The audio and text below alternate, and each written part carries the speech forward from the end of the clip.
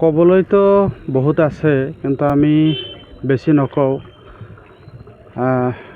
এই যে আমাৰ ২ নং চিমলটপু এইটো জেগা হয়, এইটো জেগাত আমাৰ যিটো মিটাৰ গছ আৰু ব্ৰড গছ দুটা ৰেল লাইনে এই ২ নং চিমলটপু দি পাৰ হৈ যোৱা। আমি বহুত দিনৰ পৰা ইয়াতে বসবাস কৰি আছোঁ, স্থায়ী বাসিন্দা হওঁ। ইয়াতে আগতে ওপৰেদি পাৰাপাৰ হোৱাৰ কাৰণে ৰেলগেটৰ ব্যৱস্থা আছিল, কিন্তু দেখা গ'ল যে সেইটো পাৰাপাৰৰ ব্যৱস্থা বন্ধ কৰি যিটো তলাতল পথ, তাৰমানে আণ্ডাৰপাছ যিটো পথৰ ব্যৱস্থা কৰি দিয়া হ'ল।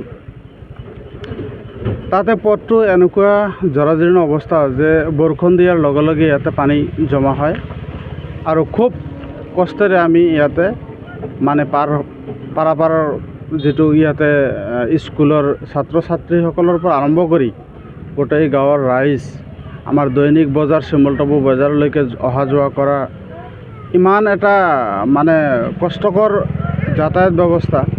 ৰাস্তাখিনিও ভাল নহয়, লগতে আমাৰ যিটো ৰেল লাইনৰ তলত দুটা ৰেল লাইনৰ পথেদি দুটা ৰেল লাইনৰ তলৰ যিটো অৱস্থা পানী জমা হৈ থকা আমি দেখা পাই আছোঁ, আমি ভুগি আছোঁ, আমি চাফাৰ কৰি আছোঁ।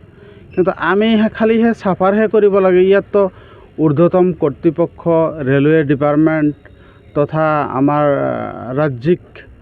ৰাজ্য চৰকাৰৰ ফালৰ পৰাও ইয়াতে কোনো ধৰণৰ পদক্ষেপ আজিলৈকে দেখা পোৱা নাই। গতিকে এইবিলাক আমি ৰাইজে ভুগিব লগা কামখিনি ভুগি আছোঁ।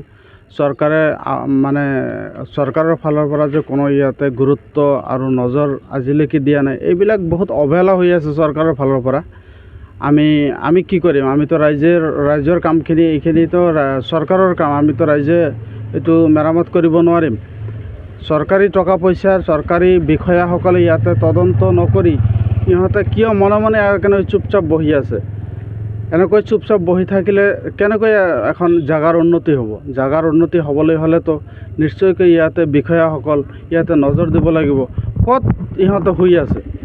ইহঁতে বহুত লেকচাৰ মাৰি থাকে, অফিচাৰসকলে লেকচাৰ মাৰি থাকে, কথাবিলাক কৈ থাকে। চৰকাৰৰ ফালৰ পৰাও কৈ থকা হয় যে বহুত আমি উন্নতি কৰিলোঁ, উন্নয়ন কৰিলোঁ। উন্নয়নৰ নামত এই পানী নেকি? ৰাস্তাত পানী আঁতৰাব পৰা নাই।